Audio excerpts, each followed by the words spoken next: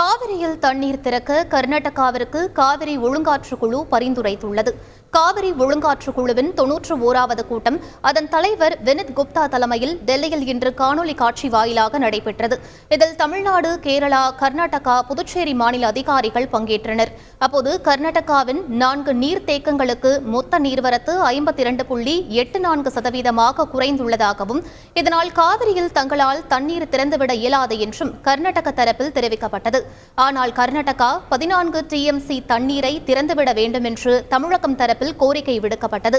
இரு தரப்புகளையும் கேட்ட காவிரி ஒழுங்காற்று குழு டிசம்பர் மாதம் இறுதி வரை வினாடிக்கு 3028 கனஅடி வீதமும், வருகின்ற ஜனவரி மாதம் 1030 கனஅடி வீதமும் தண்ணீர் திறக்க கர்நாடகாவிற்கு பரிந்துரைத்துள்ளது. செய்திகளை உடனுக்குடன் தெரிந்து கொள்ள உடனே சப்ஸ்கிரைப் பண்ணுங்க.